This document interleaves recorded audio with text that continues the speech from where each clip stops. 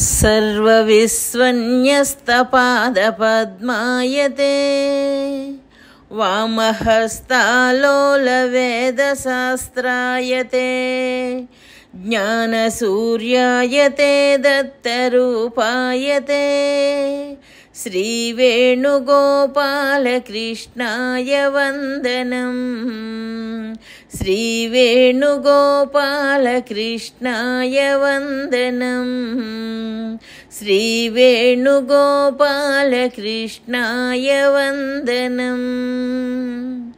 శ్రీ దత్తస్వామి వారి దివ్య సందేశము. త్యాగము చేతనే బ్రహ్మత్వము సిద్ధించును. అనఘాష్టమి సందేశము 27/12/2002 సంవత్సరమున శ్రీ దత్తస్వామి వారు ఇచ్చిన దివ్య సందేశము. గురుస్వరూపము ఎప్పుడును శిష్యులు చేయు తప్పులను ఎత్తి చూపుచుండును. శిష్యుల యొక్క సద్గుణములను శిష్యులు సాధించినది గాని ప్రశంసించడు. శిష్యుడు చేసిన తప్పులను మాత్రమే వివరించి ఆ తప్పులు మరలా జరగకుండా దిద్దుకుని శిష్యుడు పై స్థాయికి చేరవలయునని గురువు ఎప్పుడునూ ఆలోచించుచుండును. 199 మార్కులు తెచ్చుకున్నను గురువు దానిని ప్రశంసించడు. ఆ తప్పిపోయిన 1 మార్కు గురించే విశ్లేషించును. ఆ 1 మార్కు తప్పిపోయినందుకు శిష్యుని ఉత్తేజపరచును. ఆ ఉత్తేజము చేత మరలా పరీక్షలో 100కి 100 మార్కులు తెచ్చుకొనవలయునని గురువు ఆశించును. గురువు తనను ప్రశంసించక విమర్శించుచున్నాడే అని శిష్యుడు గురువును అపార్థము చేసుకొనరాదు. ప్రశంసించినచో అహంకారము పెరిగి ఈసారి పరీక్షలో 99 మార్కులకి 90 మార్కులకే దిగజారును. అందుకే కబీరు ఇట్లు చెప్పినాడు: నిన్ను తిట్టువాడు నీ మిత్రుడు, ఏలననగా ఆ తిట్ల చేత నిన్ను నీవు దిద్దుకుని ఉన్నత స్థితికి పోవుదువు. నిన్ను పొగడువాడు నీ శత్రువు, ఏలననగా అతని పొగడ్త చేత నీవు అహంకరించి పతనము చెందుదువు. గురువు తన శిష్యుడెప్పుడు పైకి పోవలయునన్యే ఆలోచించుచుండును. కావున గురువు శిష్యులలో కేవలము దోషములనే చూచును. ఒకసారి నానా చందోర్కరు భగవద్గీతలోని శ్లోకమును చదువుచుండెను. తద్విద్ధి ప్రణిపాతేన పరిప్రశ్నేన సేవయా ఉపదేక్ష్యంతి తే జ్ఞానం జ్ఞానినస్తత్వదర్శినః. అప్పుడు శ్రీ సాయి ఆ శ్లోకము యొక్క అర్థము అడిగెను. నానా ఇట్లు చెప్పెను: నీవు గురువులకు సేవ చేసి శరణాగతి చేసి ప్రశ్నించినప్పుడు వారు నీకు జ్ఞానమును బోధించెదరు అని. ఈ శ్లోకమునకు నానా ఇట్లు అర్థము చెప్పెను. అప్పుడు శ్రీ సాయి ఇట్లు అడిగెను: జ్ఞానం అను శబ్దము స్థానములో అజ్ఞానం అని పెట్టినచో శ్లోకము యొక్క ఛందస్సుకు భంగమగునా? నానా ఉపదేక్షంతి తే జ్ఞానం ఇట్లు సవరించుట చేత శ్లోకము యొక్క అర్థమునకు భంగము రాలేదు. నానా ఇట్లు అడిగెను: నేను గురువు వద్దకు పోయినప్పుడు జ్ఞానమునకు బదులు అజ్ఞానమును ఉపదేశించుటయా అని ఆశ్చర్యపోయెను. అప్పుడు శ్రీ సాయి ఇట్లు పలికెను: గురువు ఎప్పుడునూ నీలో ఉన్న అజ్ఞానమునే వివరించును. దాని చేత నీ అజ్ఞానమును నీవు గుర్తించి ఆ అజ్ఞానమును పోగొట్టుకొనుటకు ప్రయత్నించుదువు. అనగా గురువు ఎప్పుడునూ నీ అజ్ఞానము చేత ఏర్పడుచున్న దోషముల గురించి ఆలోచించి గుర్తించి ఆ దోషములను దిద్దుకొనమని చెప్పగా దిద్దుకొని అప్పుడు నీవు జ్ఞానమునకు అర్హుడవగుదువు.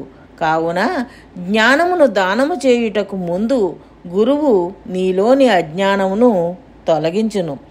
ఇంటికి అతిథి వచ్చినప్పుడు ఇల్లు ఊడ్చి శుభ్రము పరచదువు. అదే విధముగా జ్ఞానము గ్రహించుటకు ముందు నీ అజ్ఞానమును తొలగించుకొనవలెను. నిన్ను జ్ఞానమునకు అర్హునిగా చేయు ప్రయత్నమే గురువు నీలోని తప్పులు పట్టుకొనుట. కావున గురుదత్తుడు ఎప్పుడునూ తన శిష్యులలో తప్పులు పట్టుచుండును. ఏలననగా ఆయన పరిపూర్ణ గురుస్వరూపుడు. ఇది తెలుసుకున్నవాడు ఆయనకున్న వాత్సల్యమును గుర్తించును. ఇది తెలియనివాడు గురుదత్తుని విడిచివేయును. ఈరోజు అనఘాష్టమి. అనఘ ఎవరు? అనఘ అనగా ఆదిజీవుడు. ఈ జగత్తును సృష్టించవలెనని పరమాత్మలో కలిగిన మొదటి సంకల్ప తరంగమే అనఘ. ఆ తరంగమే ఆత్మలింగము అనబడును. ఈ అనఘయే మహామాయ, మూలమాయ అనబడుచున్నది. ఆమె అనఘ అనగా పాపరహిత. ఆమె పరమ పవిత్ర ఎందులకు? ఆమెను సర్వ సృష్టి సంపదకు అధిదేవతగా పరమాత్మ చేసియున్నాడు.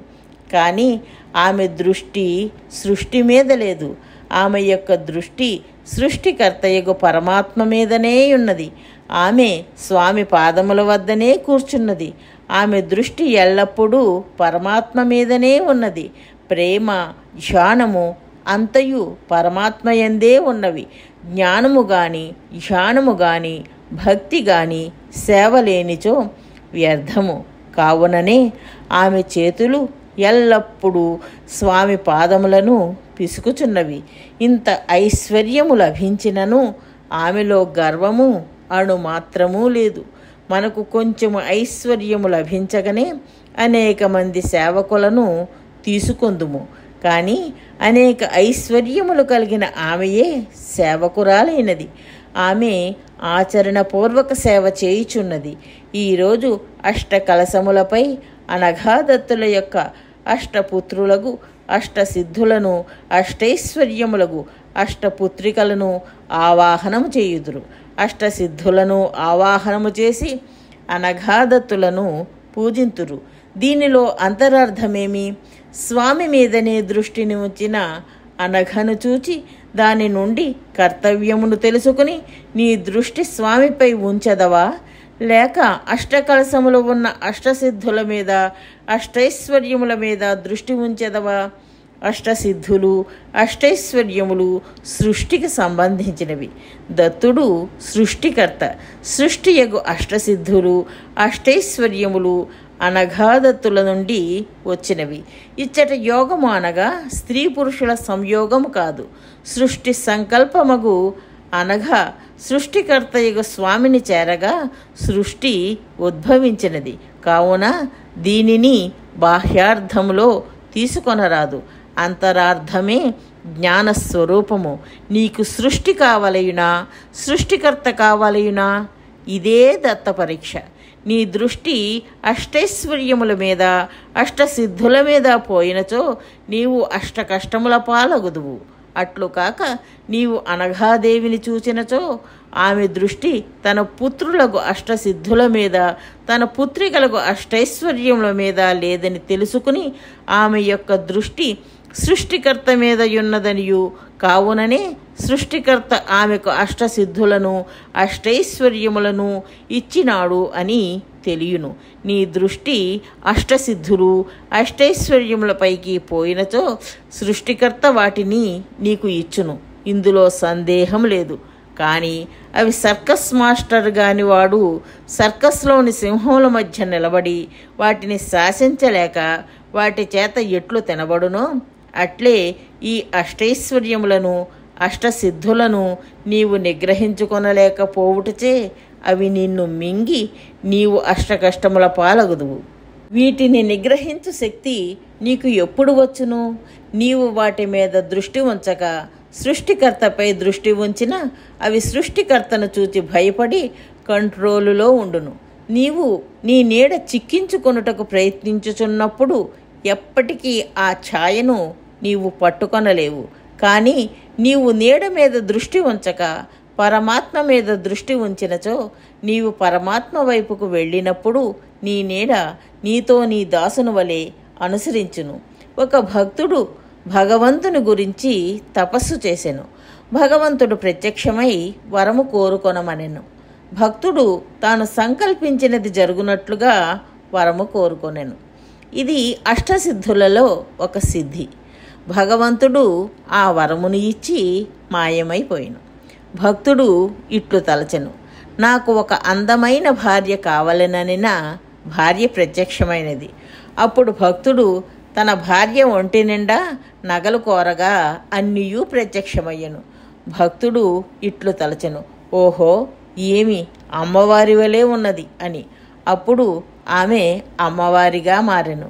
భక్తుడు ఇట్లు తలచెను, ఈ అమ్మవారు నన్ను మృంగునా ఎలా? అప్పుడు ఆమె వానిని మృంగివేసెను.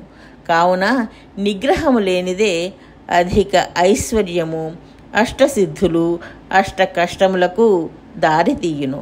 అనంత ఐశ్వర్యమును, అష్టసిద్ధులను నిగ్రహించగలవాడు ఒక్క దత్తుడే. కావున నీ దృష్టి సృష్టికర్తపై ఉన్నంత వరకు నీవు సృష్టికర్తకు సమీపమున ఉందువు. అప్పుడు ఈ అష్టసిద్ధులను, సింహములను, ఈ అష్టైశ్వర్యములను, పెద్ద పులులను నిన్ను ఏమీయూ చేయలేవు. నీవు సర్కస్ మాస్టర్కు సమీపమున ఉన్నావు. కావున ఈరోజు అనఘాష్టమి నుండి మనము పొందవలసిన జ్ఞానం ఏమనగా, సృష్టి మీద దృష్టి ఉంచక సృష్టికర్తపై దృష్టి ఉంచి సృష్టికర్త యొక్క సేవలో నిరంతరము ఉండుచు ఎంత ఐశ్వర్యము లభించినను తాను యజమాని అను అహంకారము పొందక నేను ఎప్పుడూ సేవకుడనని తెలుసుకుని రజస్తమో గుణప్రధానమైన అహంకారమును పొందక సత్వగుణ ప్రధానమైన వినయముతో ఉన్నచో నీవును అనఘవలే స్వామి యొక్క హృదయములో ప్రవేశింతువు. కావున అనఘాదేవిని ఆదర్శముగా పెట్టుకుని పాదముల వద్ద సేవకురాలిగా యుండి అనఘ ఎట్లు హృదయాది దేవతాస్థానము పొందినదో అట్లే నీవును స్వామి యొక్క హృదయములోనికి ప్రవేశించవలెను. అనఘకు ఇచ్చిన ఐశ్వర్యము ఆమె ఎప్పుడూ అనుభవించలేదు. స్వామి యొక్క భక్తులకు ఆమె దానము చేయుచున్నది. స్వామి నుండి పొందినది ఆమె ఇతరులకు పంచుచున్నది. కేవలము త్యాగము చేతనే బ్రహ్మత్వము సిద్ధించును. త్యాగేనైకే అమృతత్వ మానసు. భోగము చేత కాదు, త్యాగము చేతనే బ్రహ్మత్వము సిద్ధించును. ప్రహ్లాదుడు నారదుని నుండి తాను పొందిన జ్ఞానమును తన చుట్టూ ఉన్న బాలురకు ఇచ్చుటకు ప్రయత్నించెను. అతడు ఆత్మోద్ధరణమునకు ఎప్పుడూ ప్రయత్నించలేదు. ఆత్మోద్ధరణము స్వార్థము. అట్లే రాధయును ఇతర గోపికలకు కృష్ణుని గురించి ప్రశంసించి వారిలో భక్తిని పెంచి కృష్ణుడు వారికి ప్రియుడు కావలయునని తలచెను. రాధ ఎప్పుడూ తన గురించి ఆలోచించలేదు. రాధ గోపికలకు నీడలాగా ఉండేది. సూచన: ఆధ్యాత్మిక జ్ఞాన ప్రచారము చేయడము భగవంతుడికి అమితమైన ఆనందాన్ని కలిగిస్తుందని శ్రీకృష్ణ పరమాత్మ శ్రీమద్ భగవద్గీతలో చెప్పియున్నారు. అందుకే జ్ఞానయజ్ఞేన తేనాహం అని గీతలో అన్నారు. మనకు ఆధ్యాత్మిక జ్ఞానము శాశ్వతమైన సంతోషాన్ని కలిగించటమే కాక ప్రపంచంలో శాశ్వతమైన శాంతిని కూడా నెలకొల్పుతుంది. కాబట్టి శ్రీదత్త భగవానుని అపూర్వమైన ఈ ఆధ్యాత్మిక జ్ఞాన ప్రచారములో భాగస్వాములై ఆ భగవంతుని పరిపూర్ణమైన అనుగ్రహాన్ని పొందగలరు. జై దత్తస్వామి.